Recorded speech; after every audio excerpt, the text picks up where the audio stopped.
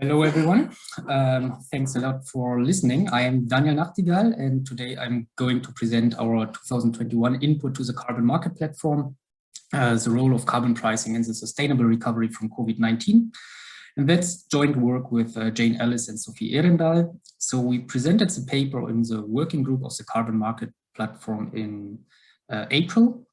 And we'd also like to thank CMP members for comments that we received during the working group meeting, and also for comments in written format on an earlier draft of the paper.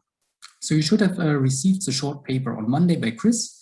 And just to let you know, so in parallel, we are preparing a longer version of a longer working paper that has more details and that will be finalized towards the end of the year. And so CMP members will also have an opportunity to comment on the longer paper.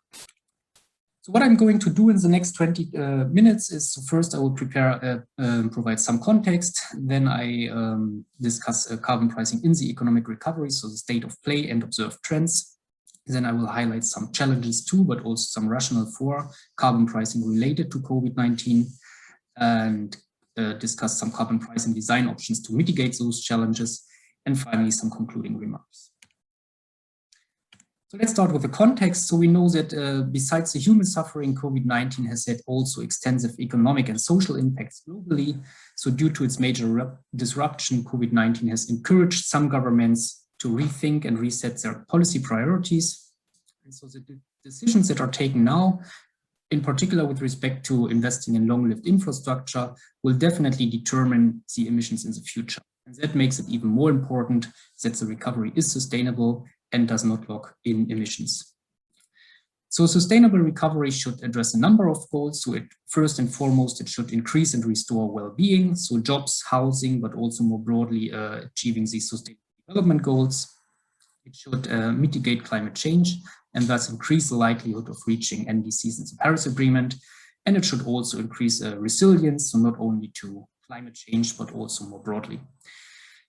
So what is the role of carbon pricing in the sustainable recovery? So what we are doing in this paper is, so first we track policy changes in carbon pricing since the start of COVID-19. Second, we identify additional challenges to and rationale for carbon pricing related to COVID-19, and also provide evidence on the additional challenges to evaluate in how far the perceived risks to carbon pricing are actually backed up with the literature. And third, we discuss policy design options to overcome those challenges. So just a very brief reminder on the advantages, limitations, and the state of carbon pricing. So the most important advantage in the recovery is probably that carbon pricing can really guide investment and consumption decisions towards low carbon alternatives and avoids carbon lock-in. Moreover, carbon pricing is also cost effective compared to other instruments.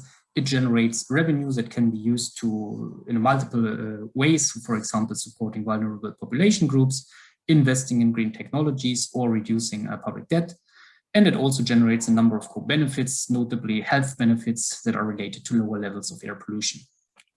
However, we also know that carbon pricing alone is not sufficient. So it's really like the policy package that is important. So that also tackles sectors where carbon pricing is not yet effective. So for example, when we are talking about these hard to abate sectors with very high marginal abatement costs, where we would rather need different policy approaches like research, development, and deployment. And also this policy package usually would increase carbon pricing's effectiveness and acceptability. For example, when policy packages are providing alternatives to carbon intense consumption and production modes. And we also know that carbon pricing is growing, but still absolutely underutilized. So the latest OECD evidence, for example, suggests that in 2018, only 45% of energy-related CO2 emissions in 44 OECD and G20 countries have a price on carbon. And this figure, of course, has increased since 2018 due to the recent development, but still it indicates that there is significant scope for increasing or raising carbon prices. So let's come to the state of play and the observed trends. So the purpose of this exercise is to really track policy changes in carbon pricing since the start of COVID-19. And how do we do that? So we do desk research, so based on multiple databases, both inside and outside the OECD. And we also conducted country interviews with selected countries. So on the coverage, we include 47 OECD and G20 countries, and we include the time period between January 2020 and March 2021. And for the longer working paper, we'll most likely update this time period until June or maybe even until September, depending on our availability. And that might actually change some of the conclusions of the paper because the policy landscape is still pretty quickly evolving. So we are including 5 different instruments: emission trading schemes, energy taxes, carbon taxes, and aviation taxes, and reforms or policy changes to fossil fuel subsidies or fossil fuel support. And just let me have a few words on aviation taxes. I mean, for example, the increases or the suspension of passenger duty taxes. I mean, that's per se not really directly related to greenhouse gas emissions, but those taxes can be seen as a proxy for carbon prices in the aviation sector. And so we included it because first, they can be seen as a proxy, and second, we have also seen a lot of policy changes in the aviation sector in the last 2 years. So what we are including is the number of policy changes in carbon pricing that we are implemented or announced in the specific time period. So we also distinguish between policy changes that we are designed to be permanent or temporary or time limited. And we also include policy changes regardless of whether they are planned before or during COVID-19. So what is not included is the expected impact on greenhouse gas emissions. It's simply because in most cases, we do not have data on those estimations. So how does the picture look like? So in total, we distinguish 5 different categories. So we have the dark green and the dark red color indicates that it's like a permanent measure or designed to be permanent with the expected positive, so dark green, or negative climate effect, dark red. Then we have light green and light red, which are temporary measures with expected positive and negative effects. And finally, white means no change. So if we look first at the first 3 instruments, so carbon taxes, ETS, energy taxes, then before going into detail, let me first really emphasize that we are only looking at changes since the start of the pandemic. So it's not the status quo. So for example, on carbon taxes, I mean, we know that countries such as Colombia, Finland, Portugal, or Sweden do have carbon tax, but neither the tax rate nor the coverage has changed since the start of COVID-19. And so that's why all those countries are indicated here as white. So the number that you can see in these small table cells, that indicates the number of changes that we observe within one country. And if we look finally at the color code for these 3 instruments, then we see that it's exclusively green and actually dark green. So it's designed to be permanent and it's expected to have a positive climate effect. So most of the time or virtually all of the time, it's increases in the carbon tax or energy tax or more stringent ETS. So if we look, however, at fossil fuel subsidies and aviation taxes, then we see that the picture is mostly red, so mostly climate negative. So for aviation taxes, it's actually mostly related to governments wanting to mitigate the impacts on the general aviation industry. And similarly for fossil fuel subsidies, it's related to the producer support to protect the industry from low international energy prices, or on the consumption side for fossil fuel subsidies, it's related to the supporting or to protecting vulnerable population groups.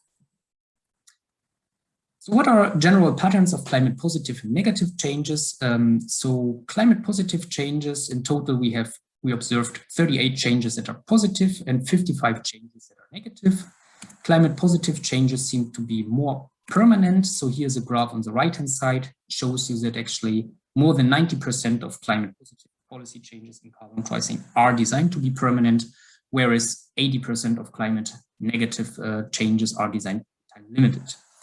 And also here one note, so the time limitedness, I mean, there we have really like a huge range of the time where it's limited to. So it can be just a very few weeks and can be up to several years. So climate positive changes seem to be mostly planned already before COVID-19, but implemented during COVID-19, whereas climate and negative changes are mostly really government responses to the pandemic. And finally, on the scope, so climate positive changes seem to be relatively broad in scope in terms of coverage and price level. So So for example, the new Chinese ETS that started operating in 2021 covers 40% of China's greenhouse gas emissions, and climate negative changes seem to be rather narrow in scope, so most of the time just focusing on specific sectors such as domestic aviation. So how does the picture look when we look at across countries? This graph here shows the number of countries that made changes in carbon pricing across all instruments. And we actually see a fairly symmetric picture. So we have in total 11 countries that have only implemented changes with a negative climate impact. We have also 11 countries with implemented changes that have only a climate positive impact. And then we have 15 countries, so the three columns in the middle, that actually sent mixed price signals. So they strengthened the signal for some instruments, but also weakened it for others. And in total, we have 10 countries that haven't made any changes to the carbon pricing landscape in their country since the start of COVID-19. So what are the observed trends that we observed? So first, COVID-19 did not derail the planned implementation or increase of carbon pricing. So there have been some minor administrative difficulties, for example, some delays in enacting reforms simply because policymakers or government officials could not meet due to the lockdowns. So by and large, the emission trading schemes also proved relatively durable to the economic impact. So initially during the first lockdown, we saw that the prices of the ETS dropped substantially, but then also they quickly recovered to pre-crisis levels and even exceeded those levels in some of the ETS.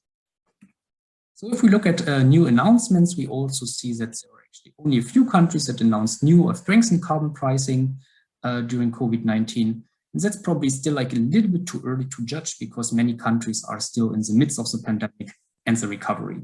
And as we learned from interviews with country representatives, so COVID-19 really added a lot of new challenges, and I will come back to it in a bit.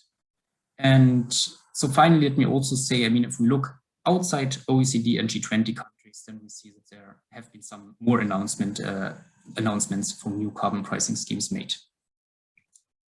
And the last observation is that only few countries have actually integrated carbon pricing in the economic recovery packages. And also here, it's probably a little bit too early to say, so it remains to be seen what is coming in the next month as countries are still developing their national recovery plans. And one example where carbon pricing was, for example, integrated is Denmark, where the National Recovery and Resilience Plan features 7 broad policy areas, and one of which is a green tax reform. And more details on that you'll find in the paper. So what are the challenges to and the rationale for carbon pricing related to COVID-19? So on the challenges, we know that COVID-19 caused a global recession with a decreased economic activity and increased unemployment. And there's a widespread perception that carbon pricing would actually exacerbate the recession. And so increased inequality and poverty. So it's in particular the poor that carried the major burden, that lost their jobs, that were disproportionately affected by COVID-19. And there is also widespread perception that carbon pricing would actually exacerbate inequality and worsen poverty. And finally, COVID has also worsened the financial situation of businesses, and governments do not want to put extra burden on those businesses. However, there are also some rationales for increased carbon pricing. So first, during the period of COVID, we saw a dramatic increase in the announcement of net zero targets. So not only by countries, but also by regions, cities, corporations, essentially covering all continents. And in addition, countries also updated their nationally determined contributions, so the NDCs. And it's still all in the process, so it needs to be seen how countries are planning to achieve these short-term and long-term targets. But carbon pricing is likely to be one key policy instrument to deliver on these pledges. So then we have also increased public support for climate action. So if we look at across polls, then we see that the majority of people across the world actually prefer or would like to see a green recovery. And finally, there's also like the potential reduction of public debts. So countries have accumulated a lot of public debt due to emergency and recovery measures, and carbon pricing can be one source of revenue to enhance that sustainability. Then going back to the challenges, so what is actually the evidence on these challenges or on the effects of carbon pricing in recovery from crisis? This graph here shows the development of economic, social, and environmental variables in the 5 European countries that were hit hardest by the global financial crisis. And Iceland and Ireland, so the green and the blue solid lines, enacted the carbon tax in 2010. And both countries actually performed better than their European peers in virtually all dimensions. So they have like a higher GDP per capita, they have a lower unemployment rate, they have reduced their income inequality, they have lower government debt to GDP ratios, they have lower carbon intensity, and finally, they are also performing better in terms of air pollution. And of course, this evidence is just suggestive, so it's no causality here. And in the paper, we provide much more robust evidence on these and other dimensions. And so what we can see is by and large that the actual impacts of carbon pricing on economic and social outcomes tend to be less severe than the perceived impacts. And also one key insight is that much of the effects also depend on the exact design of carbon pricing. So let me come to the carbon pricing design to mitigate the challenges. So what are the important dimensions for policymakers to look at related to carbon pricing in the recovery? I mean, first and foremost, it's probably environmental effectiveness, but then also equity and protecting vulnerable population groups ranks pretty high on the agenda, as well as economic effects. And all of those together influence the political acceptability. And as we will see in a bit, there are also synergies and trade-offs between those dimensions depending on the carbon pricing design. So what are potential design options without going too much into detail here, but just to give you a flavor of the questions we are answering in the paper.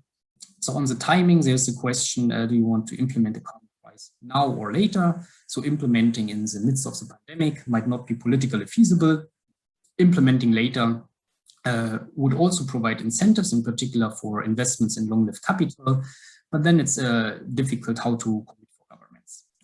So on exemptions, exemptions would definitely reduce the negative effect on vulnerable population groups or struggling businesses, but they would also, or they tend to decrease the effectiveness of the policy in the long term. So if exemptions are used at all, they should be time-bound, well-targeted, and phased out successively. So revenue recycling, I will come back to that in a minute. And finally, instruments related to carbon pricing.